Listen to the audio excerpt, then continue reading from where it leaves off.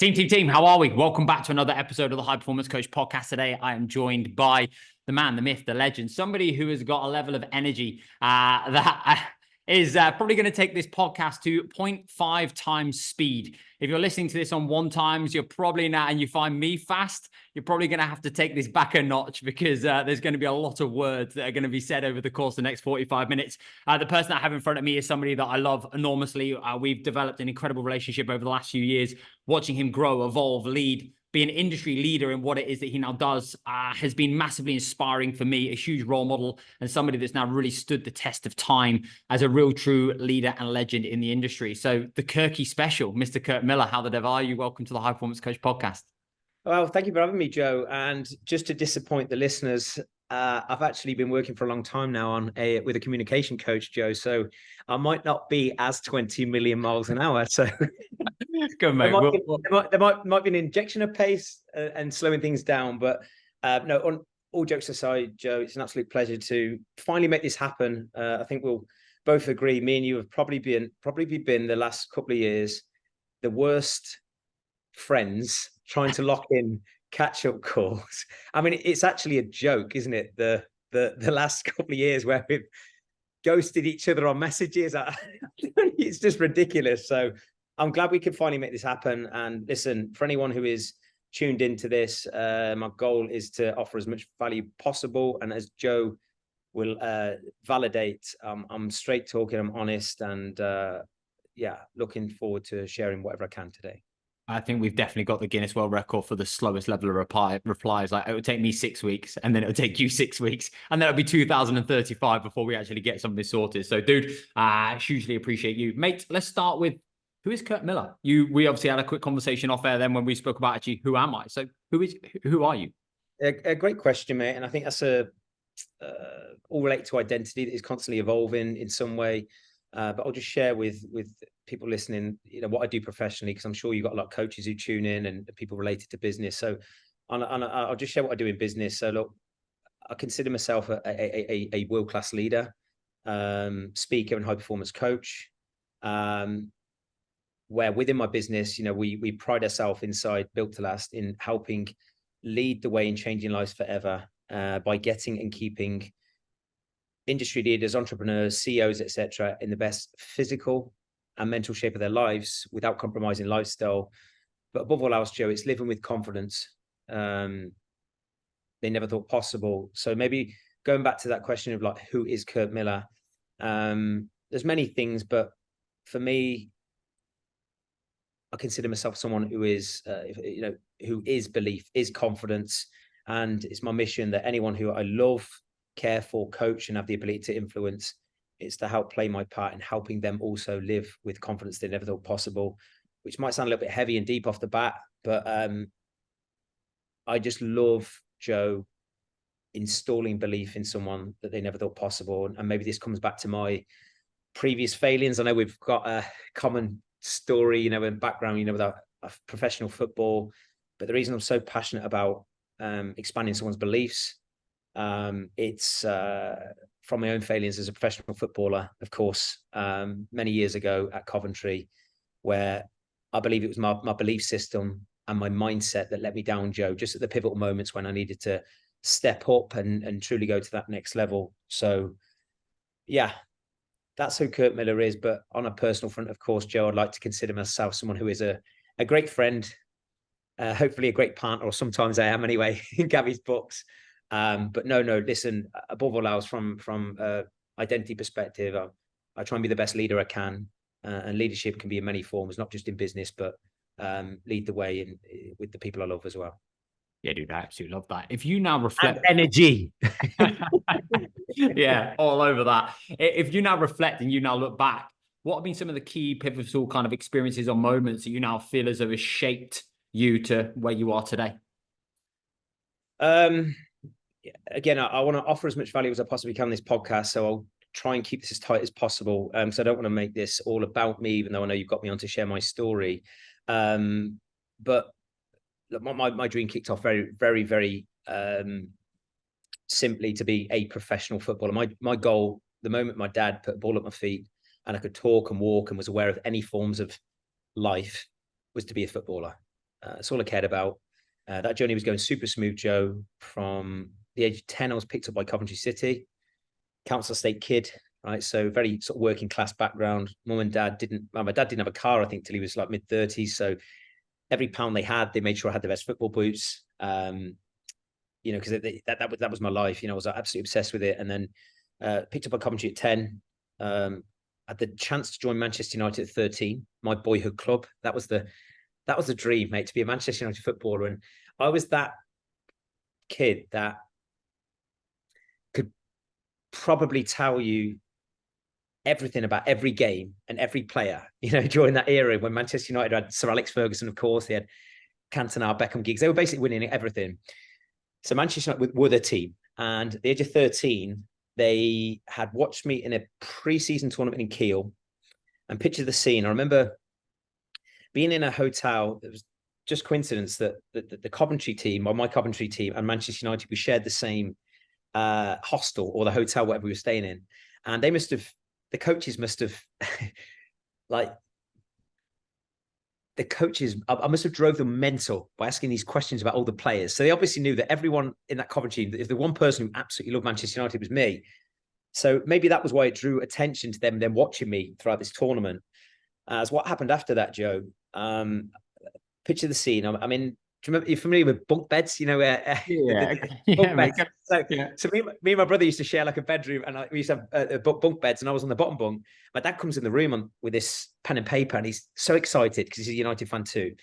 And he's writing down on the pen and paper, he's like, I just United scout, you know. And I'm half asleep. I wake up and he's like, listen, Manchester United want to sign you, but you'd have to move up to Manchester at the age of 14. We'll sign schoolboy forms. And I was 13 at the time, Joe, and you couldn't do it straight away. So I was basically having to keep it a secret and then move to Manchester if that would have did that. A week later at the training ground, I'm in the middle of training. Gordon Strachan, who was the Manchester United, Coventry City manager at the time, he comes to the training ground, which was totally unheard of. And he pulls me out of training and he says to me, he says, I'm not going to put on the Scottish accent as much as I know you want me to. He's like, he said, Kirk, we need to have a chat. We know Manchester United have called you and you're not going anywhere. Now, Joe, I tried to deny it. I said, Gordon, or Gaffer, whatever I called him back then. I said, no, I don't know what you're talking about. He said, Kirk, we know you're a Manchester United fan, but you're not going anywhere and we want to sit down with you. So long story short, Joe, I had two choices. Coventry offered me a professional contract at the age of 13. So I knew at the age of 13, I was going to be a professional footballer, which the previous 10 years, as I said, we're going to walk and talk. It's like by doing that, my goal of being a professional footballer was ticked if I did that. That's a safe option, right? Coventry never offered a professional contract to anyone, from my knowledge, at that point, certainly at the age of 13. Or I take the uncomfortable option, the one in my heart that I really wanted to do, Joe, but I wasn't brave enough to do it. Now, I made up a story for years. Oh, it was my mum. She said, what about your studies in school? Which was bullshit. Think about how many times you ignore your parents when you're growing up. And I conveniently decided to blame my mum for turning me down Manchester United. So I signed for Coventry. And 7 years later, that so-called safe option, I get released in a 30-second conversation by another Scottish manager, right? Gary McAllister. Now, for those of you who don't know, Gary McAllister had achieved pretty much everything in the game at that point. You know, he'd won league titles, he'd captained Scotland. I think he'd won lots of European titles with Liverpool and things like that. And yeah, I remember the slow walk up to the room, into his office. You got this 6'4" ex-Scotland international. And again, I'm not going to put the Scottish accent on, but he says to me, Kirk, we think you're a fantastic talent, and there's definitely a place for you in the game, but not here. So that so-called safe option, Joe, that I took at 13 didn't work out. Didn't work out well for me. So that was the first lesson in life, Joe, that the safe option does not work for me. Okay. Then you're faced with, what do you do? And I know we've had conversations with this. Similar boat, Joe. You're questioning purpose. Who am I? What do I do? Where do I go? You've also got the guilt and the embarrassment of being released when up to that point, I'm the guy at school that is the captain of all the football teams and you're winning all the races, and et cetera, et cetera. And then that was the first time in my life that I got rejected and got told, I wasn't needed. And then internally, I didn't realize it back then, but there's a party that then says, I am not enough, which I'm sure will unpack a lot more things. So then you face what you do. So what I did, I retrained as a gas engineer plumber because that's another safe option. People say you'll always be able to pay your bills. And there's always a need for plumbers, which is true, right? Problem. When you replace something in the form of football that meets all of your needs in empowering ways, and you enjoy every hour of that, and then overnight it's taken away, and I replaced it with something that didn't inspire me and wasn't aligned to my purpose and probably identity, guess what? You're going to find a way to meet needs in disempowering ways. So from the age of 20 to 26, Joe, I'm the guy that still has the six pack, because my only security blanket and area I got certainty at that point in my life was to be in the gym after work, after the job, after finishing the job I didn't like and I hated. But I started living for the weekend, Joe. You drink drugs, to be fully transparent. Still have the six pack. Don't look too dissimilar from what I do now. But I was lost, Joe. And then drifted in and out. Drifted through life. I'd say for 5-6 years. Genuinely, Joe, I look back during that period, and I know it's all part of the process. I wouldn't be here today, but I'm sure a lot of people will relate. There is nothing that drains your energy and creates negative emotion more than having an expectation of how your life should be in relation to how your life actually is. And I couldn't see a way out. So I didn't label myself at the time, Joe, because it wasn't necessarily a mental health thing talk back then, or there was so much, there just wasn't as much awareness, but I think I was depressed. But you're putting on this brave face all the time when you're out drinking and you've got the six pack and you get your ass kissed for being the most ripped man in Coventry, whatever the fuck it was at the time, but no, I struggle with it, Joe. And then I suppose the main pivotal moment really that got me out that hole was in 2010, Joe. Thankfully a friend pushed me to win enter the men's health competition, men's health club model competition, after entering it the year before in 2009. Okay, not many people know this, but in 2009 I also entered it. My friend Sonia, she writes a 250-word write-up for me. She puts the 3 pictures, submitted them for me, so I didn't even submit the entry myself because the rejection from Coventry got me questioning my beliefs on that. Well, they're never going to put someone from Coventry for this, it's competition and blah blah blah. And I made the men's health finally in 2009. They called me. I missed the phone call because I'm fitting a toilet in the job I didn't like. I listened to the voice note. Now, any normal person calls men's health back when they say, "Can you give us a call back?" I didn't. I waited a week later thinking they'd call me. Right? That's how lost. So as much as you've said nice things about me, Joe, about energy and leader and all this stuff, I was anything but that at that point, because I just, you were that uninspired with what you did and all this stuff. I called him back a week later. Claire Matthews, still remember the call. She says, I said, "Oh, hi Claire, this is Kirk. I made the men's health final." She says, "Yeah, you did, Kirk, but fortunately we've had to give you place to someone else because they didn't give you much notice, Joe. If you back then, it was sort of, they didn't want someone to do a 12-week bodybuilding split to then look good on a magazine. It was, they wanted the everyday guy who was in shape, normal job. And I was that guy, I suppose, but I fucked it up, to put it bluntly. So then I'm drifting through life again for another year, from 2009 to 2010. But the difference was, Joe, I started looking at the world a little bit differently.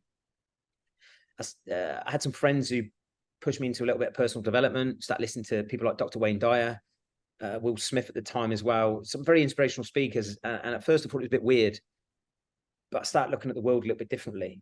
Started thinking instead of thinking about the past and what might go wrong, it's like, how about just think a bit more positively and start taking a bit more action. And 2010, same friend Sonia pushes me to do it again. She did the write-up again, and very lucky to say, obviously I entered it. I was so close to missing that phone call again. I was sat in my plumbing van. I picture the scene again. I remember being sat in my plumbing van, hungover from the weekend, and I'd just been on a 2-week all-inclusive holiday to Mexico with a previous partner. So basically, Joe, I drank nonstop for 2 weeks. 2 and a bit weeks. And I think I've been in a strip club as well, just to really, seal that weekend off. You know what I mean? I remember, mate, honestly, because I think England were playing, and obviously at that period, I mean, if I was out, I was out. And I remember, getting in about 6 a.m. or something stupid, and then hungover, ate a load of shit as I did on the Sunday. The Monday, I'm in my plumbing van, hating life.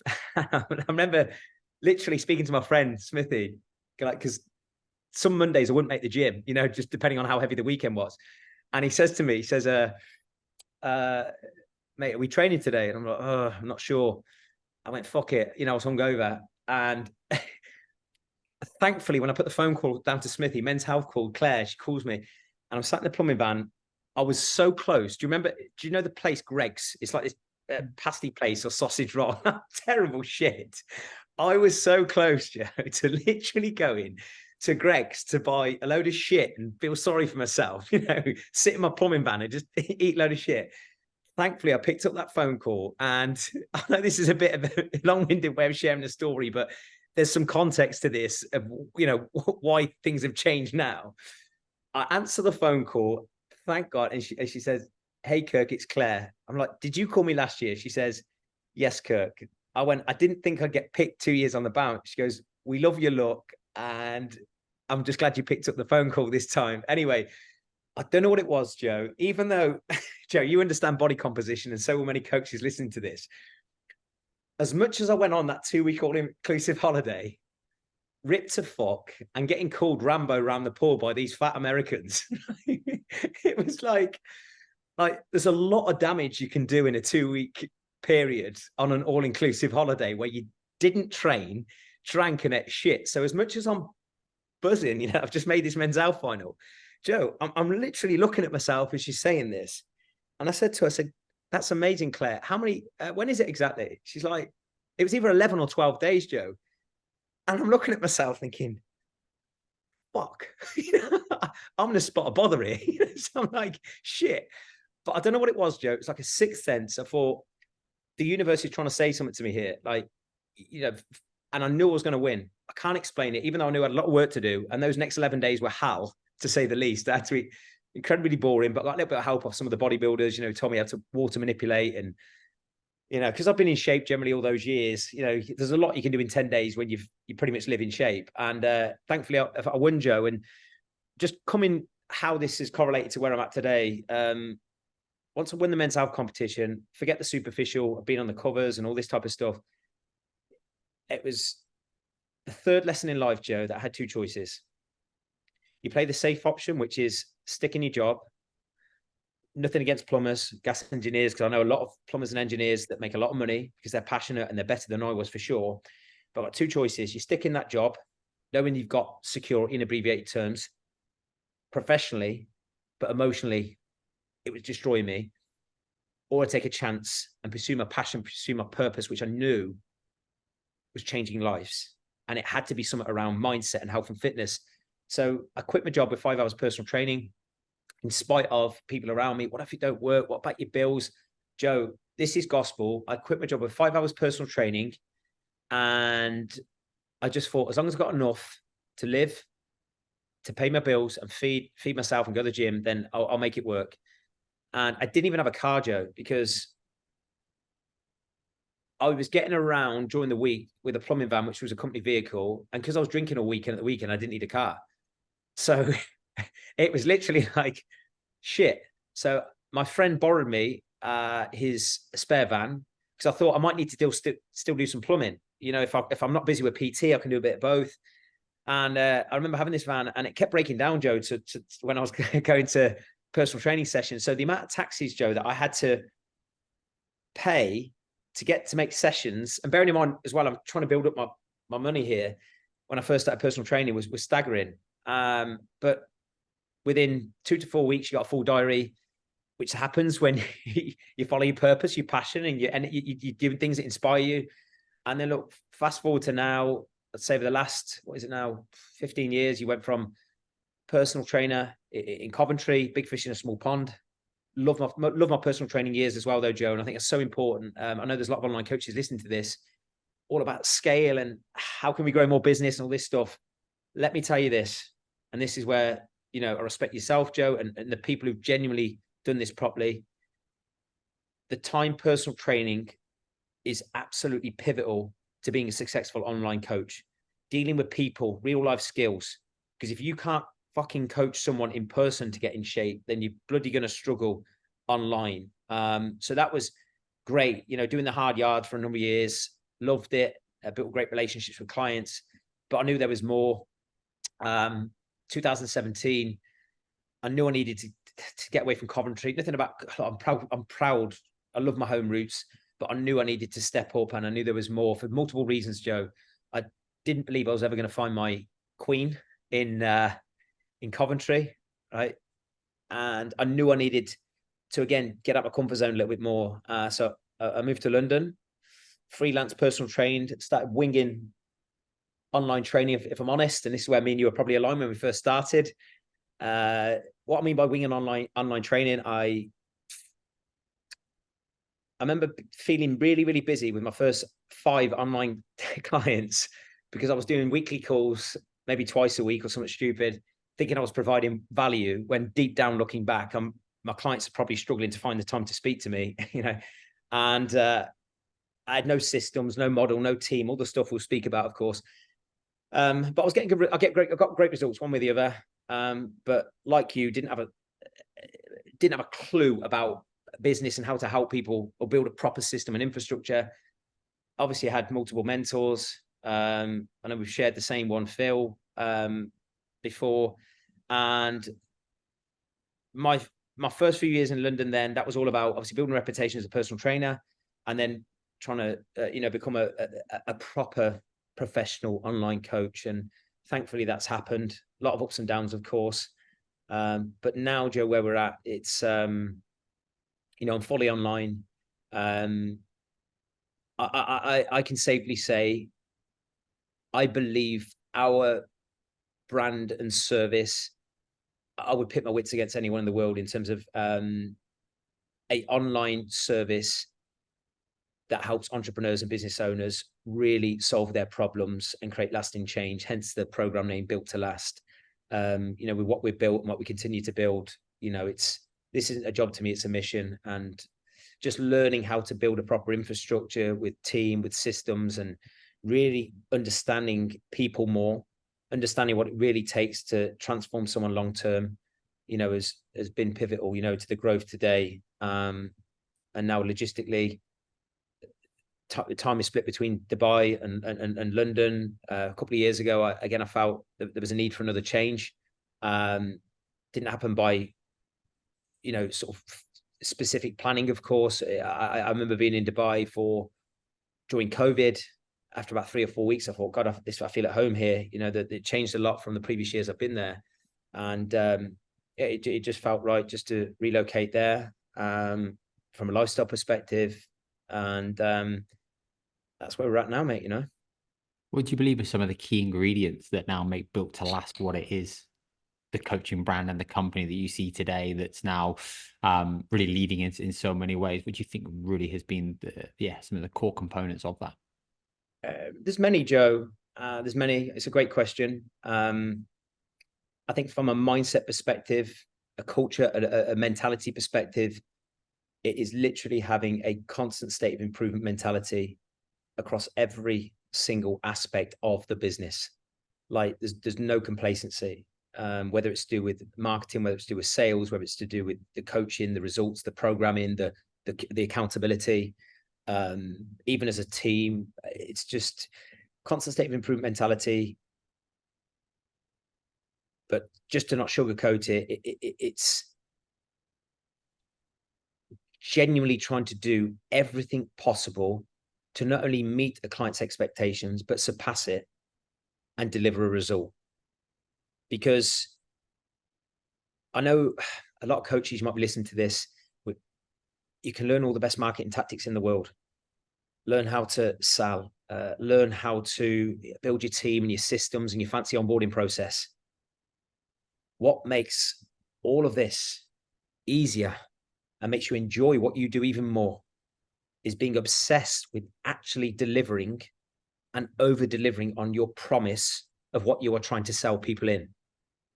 And that for me isn't something you just say. Your clients have to feel, and your team has to feel that it's that important too. So if I was to show you, Joe, some of the back end systems that we have, not just for clients, but even for our coaches, the KPIs and just the communication cycles that we have, just to make sure that effectively we're checking in with ourselves on our performance as much as we're asking clients to do their weekly check-ins and second or whatever, that's just as important. It's as simple as that, because the nature of the people we work with, Joe, they're busy. They've got their hands full in business. A lot of them are married. They've got kids. Great coaching is, how can you simplify the solutions needed to overcome their challenges and problems? And that might look different on a given week and a given month for that client. The one-to-one accountability that we provide in Built to Last, would rival any service, because we've got immense systems set up now, with our programming, with our education, with our support system, with our community, et cetera, et cetera. But this is what I think coaches forget. You're trying to transform a human. You're trying to transform a human who has emotional challenges, maybe some belief issues, social pressures, professional pressures. Simply put, there's life that's throwing things at them day to day. So if they feel like you are just ticking a box, especially the higher level client you have, they're going to feel it. So for me, the personal care of not just what you are communicating, but how you communicate it, I think is undervalued and missed by a lot of coaches. Like, for example, Joe, one thing I say to every single client who comes on board with us, I'm sure you've had this too, and a lot of coaches relate to this. Like, what do I get? Well, from an outcome perspective, if I was selling you in, Joe, and anyone listening to this, you're going to get the outcome you've been struggling to achieve for however many years they've said to me they've been struggling with, right? But very simply, business, especially a coaching service that you and I have, is about solving problems and helping people have a solution to a challenge. And we are going to solve that for a few different mediums. Is it going to be a written message, a WhatsApp, a voice note, a video message? Is it a Zoom like this? Okay. Is it a training that is going to be more valuable to that person watching their own time? Is it a PDF resource that doesn't even involve them having to message you back and forth to get the answer they need? And I think a lot of coaches don't understand, like, okay, what are the different ways that I can solve that problem for that client in the most simplistic manner that that person needs on that given week? You can't be one-dimensional, Joe. And I think that is the one thing that we are very different inside Built to Last with. It's understanding that, because you can't influence someone to do something or change if you don't understand their world and understand what's already influencing them. And there's so many things that can influence them. Relationships, work. I've just shared with you, my behavior was being influenced because I wasn't happy with what I was doing. And when you're not happy with what you're doing, the relationships you're in, and where your life is going, how you see yourself, you're going to have reactive behavior patterns. And the reality is, certainly in my niche, Joe, and for many coaches listening to this, most people are overeating, because that's one of the most common things, of course, right? How many, if you listen to this as a coach, how many times have you had a new client go, I'm really good, it's just my food? Fuck me, stating the obvious. But remember this, especially as when people are 30s, 40s, and 50s, if someone's overeating and they know what they should be eating or have a pretty good idea, of course, as coaches can specify calorie metrics and all this stuff. But let's get real here. If someone's consistently doing something deep down they don't want to be doing, or self-sabotaging, is because they're not happy. There's something that they're not happy with, or they've got an emotional pattern that is influencing their ability to overeat, drink, or both. So understanding the person's world, which can only come through questions back and forth and probing, right? Rather than this dictatorship, which, full transparency, I've been that coach years ago where You are just telling people, just do this, just do this, do this. And of course, some clients, Joe, this is where you got to understand your client. They just want the answers, do this, boom. But most clients are coming to us at some point, but initially on that first call, they might be going, okay, I want to learn to do this myself one day. Okay, so if that's the case, then you need to coach them so eventually they can become self-sufficient and have what they need to go and float their own ship. That takes coaching. That takes from a back end noticing patterns and systems. Like, even though we've got a coaching app, we can see, you know, when clients are implementing, when they get the sessions in, all this different stuff. We've also got back end systems, Joe, where even though we've got a lot of things systemized, we have a manual document where every single coach has to manually, once a week, go through their whole client list and go, right, is this person on track for their 30-day target, their 6-month target, their 9-month target, their big goal? Like, are they basically doing what they said they would do? And are we meeting their expectations? And there's no maybe, it's yes or no. And that might sound a bit extreme. And yes, it is fucking boring and requires work, but it doesn't take that long. But just by doing that, Joe, that actually buys you back more time as a coach, because you'll be clear on what you need to focus on rather than winging your communication. So it's the attention to detail, Joe, I believe, which is key. But I said this in my social media post the other day. What makes us different is how much we care. How much we care, from the personal touch point and the events we put on, the community, the connections, right? The minimum requirement, I believe any person should have when you go for a coaching service that involves a physical transformation is a physical transformation, okay? But we want to provide an emotional transformation, mental transformation, or certainly an enhancement in those two areas, and experiences.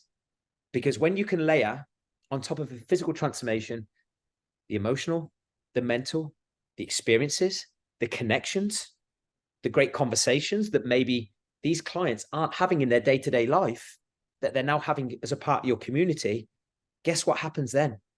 The client then associates more value per their investment that goes far beyond what they expected. But all of these things, Joe, and this is why I respect so much what you do inside, you know, the high performance coach and everything you're doing, it takes time. It takes delayed gratification. It costs money to invest in things that you're not getting that immediate ROI. You speak about this all the time, Joe, and I think that's why we get on so well.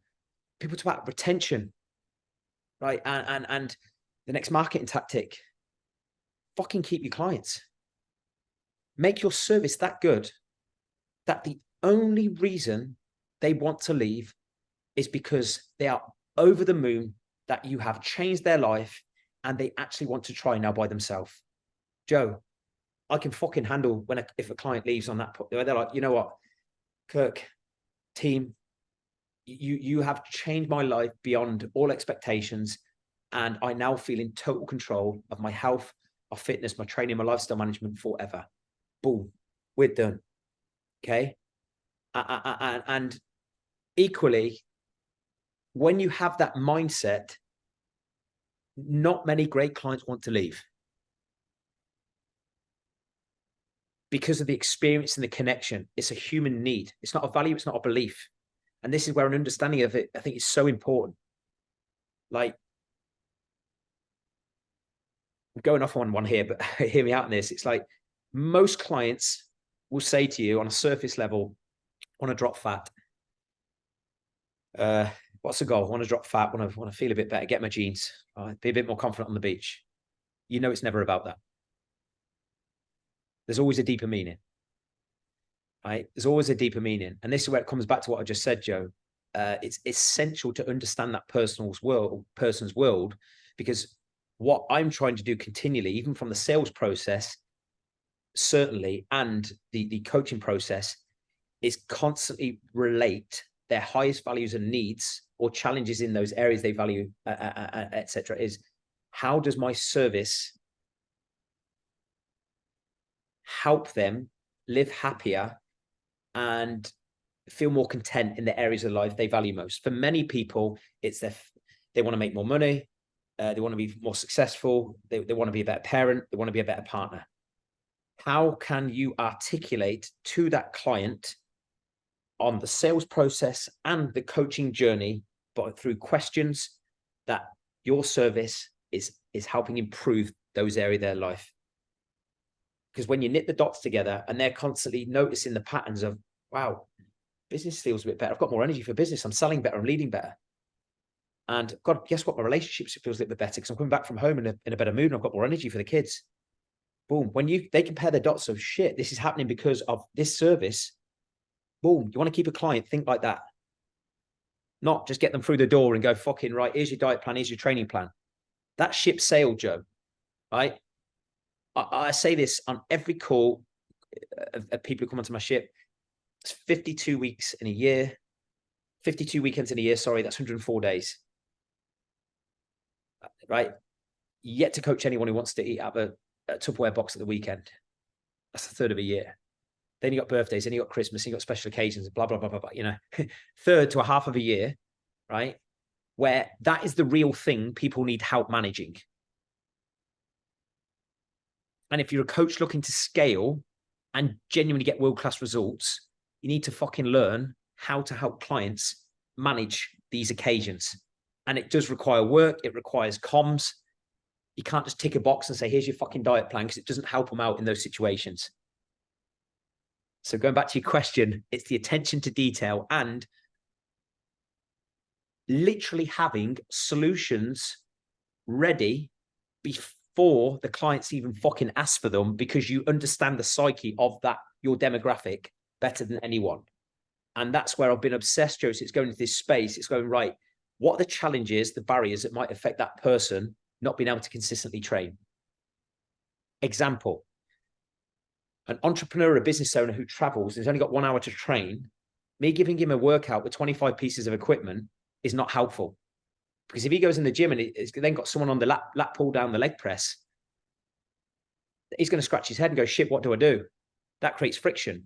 And then that person is less likely to want to go to the gym, or is feeling pissed off at the coach because you've given them a workout that isn't easy to implement. I'm not saying easy from a workload perspective, because look, our clients train fucking hard, but we're going to go, right, if the client is in the gym, how can we make sure there's less friction, that he can not only do the behavior, but do it with intent and without distraction? You know, so even being forward planning like that from a training perspective, most of our clients are in hotels when they travel. Guess what? Most hotels have got, they've got dumbbells and bench. So it's just even forward planning this, airports and airports, holidays, all these different things. So it's creating solutions as best we can, you know, for our clients. I love that. Two things really stand out for me. Actually, three things. Number one is obviously coach the person, not the process, but you actually need to have a process in place where you can understand what are the key milestones, what are going to be the peaks and the valleys through that journey that they're now going to face. So you can be forward facing and you can be forward thinking. You've already got a solution to a problem before it now arises, so that you're already on the offense rather than reactive. And I think the next thing that I hear is that, how do you basically take somebody from transactional process to timeless to timeless? Transactional is, here's your reps, here's your sets, here's your workout, here's the result you're now going to get. You then might move from transactional to transformational. Timeless is how we now give you the skills, the knowledge, the confidence, the education, the connection, and the container that's now actually going to allow you to not just do this for the next however many weeks, but ultimately this is now going to transform the trajectory of your life, and the impact that's now going to have on all these other facets and the most important values to you are now going to basically be aligned, which is then going to be the reason where they're going to not just want to come in, but they're also then going to want to stay and then also refer like crazy, which comes back down to that kind of culture and community piece that obviously you do so well. Yeah, the community is that. Yeah, I mean, look, obviously I've shared there the attention to detail with the coaching and the methodical accountability, etc. But in terms of long-term behavior change, like the number one thing that helps someone do that if they've never previously done that is the community. Period. Because I don't believe there's a better way to expand your identity than use and mirror and inherit traits of other people within a certain environment. How do I know that to be true? It's not rocket science. If I was to evaluate my life as well, when has my life gone smoother, better, and I've created more predictable progress? When I've been around people who had the traits and maybe even higher standards in me in given areas, whether it's in business or in a football team, that made me step up. So the community, which is what you do so well, Joe, is absolutely massive. I mean, we spend thousands, Joe. I'm on about thousands on events to give people experiences that they've never had, that then inspire them to push on. It charges them. It gives them an energy.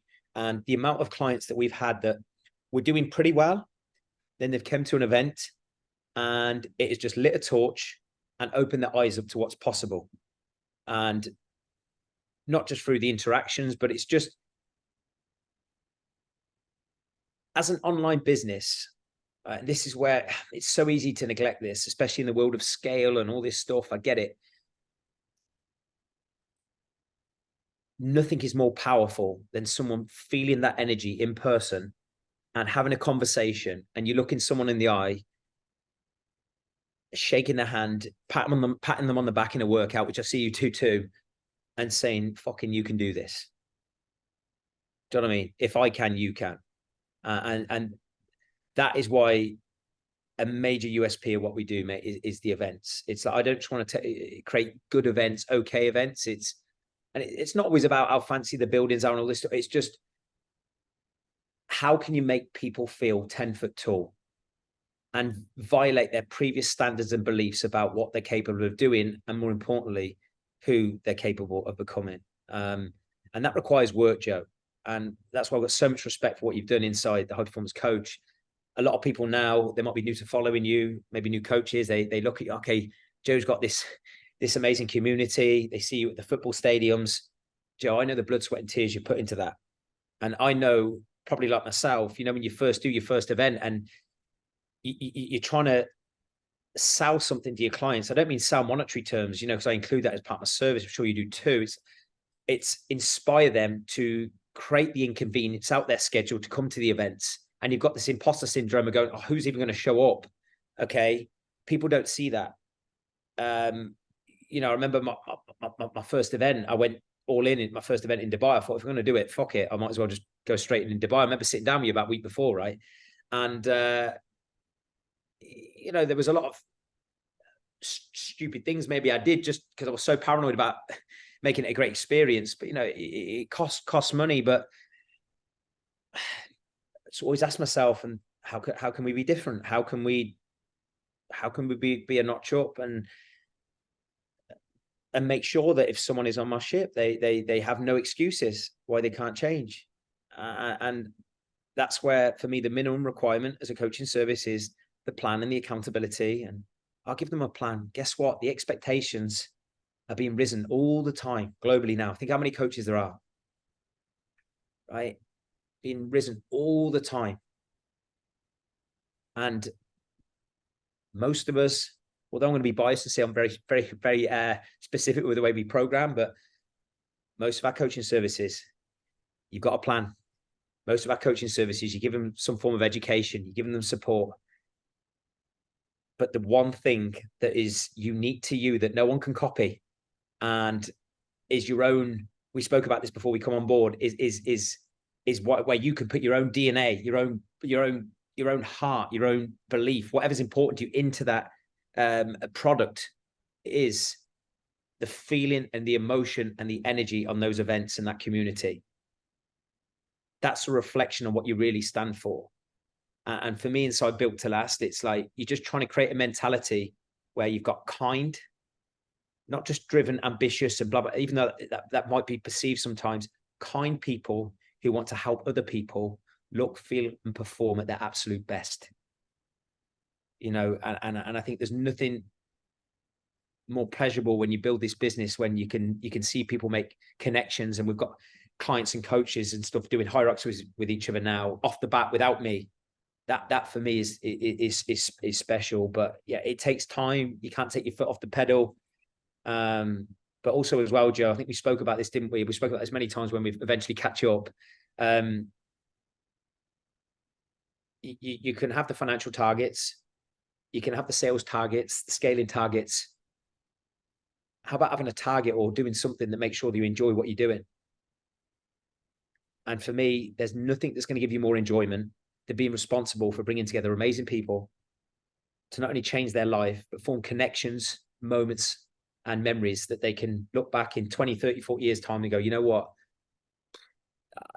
an amazing time that was. And you know, they're grateful for your services. That's life changing for me. Not just fucking the 6-pack that gets you a few likes and maybe a few leads on the front end on social media. If anybody's watched or seen any of Kirk's content, you'll see the level of depth and detail you go to with regards to your events, mate. And I know obviously how all out you go. And I think the thing that really stands out for me is like people like us do things like this.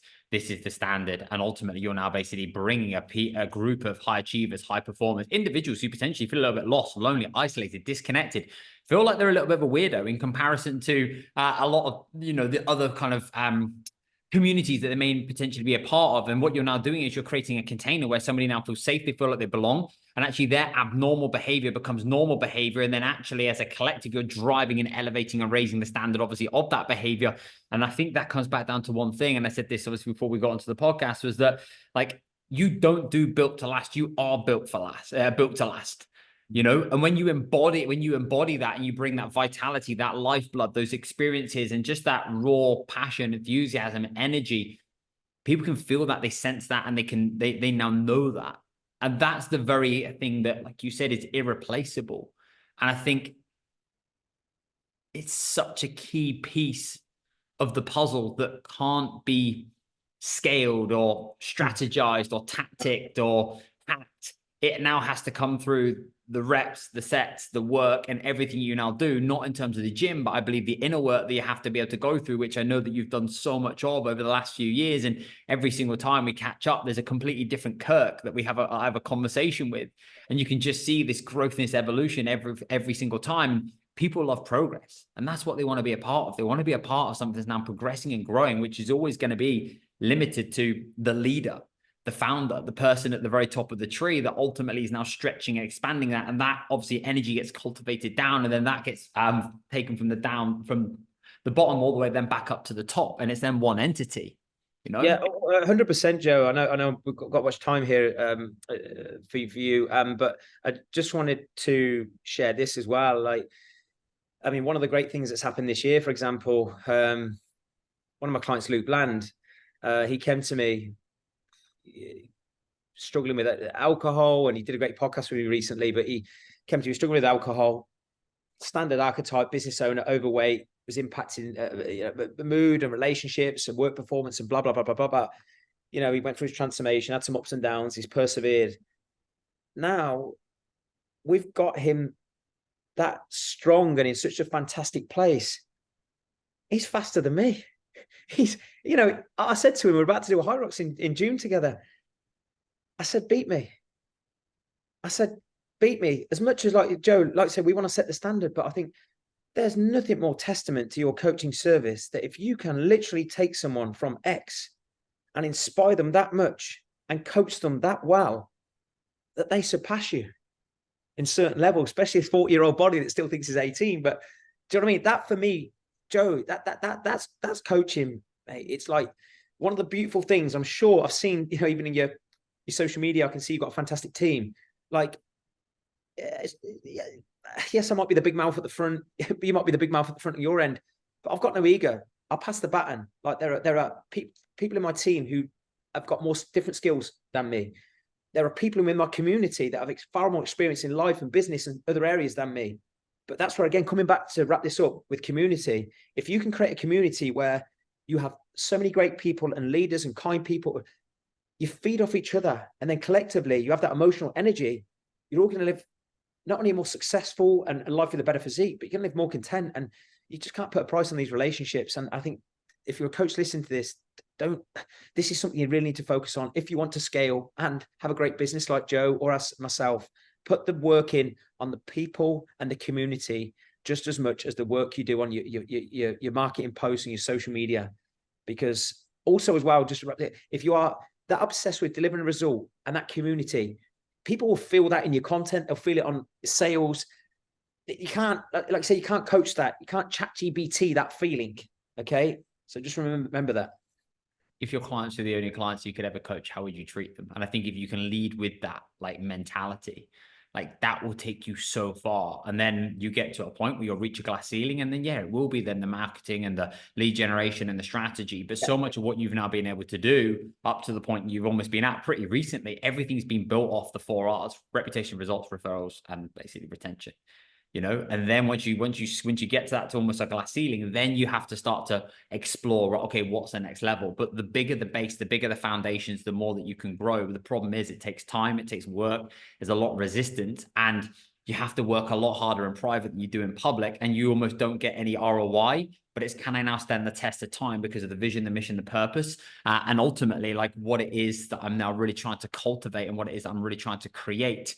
And of course, you want to be able to meet the financial milestones and metrics and all those other things. But above and beyond that, it's like, what am I doing all this for? And if you can play that game, you'll be able to play things on easier mode because you're not constantly chasing these kind of like short-term, like win strategies and approaches that ultimately just leave you almost back in the same place as you were, if not potentially worse off. But it's such a difficult thing because of the forever changing landscaping, the different needs that you have to be able to facilitate. But I think if you can do that, which is something you've done so incredibly well, like Built to Last has been consistently good, not occasionally great, in everything that you've now done. And that's the thing for me that stands out more so than anything else with you. No, appreciate it, mate. Thank you so much. Just lastly on the pay, like even with things like paid ads and stuff though, Joe, like, we're doing paid ads now, but guess what makes paid advertising work better? It's having more results to utilize for paid ads. You want a strong sales funnel to get you more leads. Guess what helps that? Is having a sales funnel that is littered with proof and validation that someone who doesn't know you and is a cold prospect, by the end of that funnel goes, how can I not want to know more information about this service? Because you've got that much proof, not just from the physical transformation, but the words and more importantly, the emotions that your clients express having worked with you.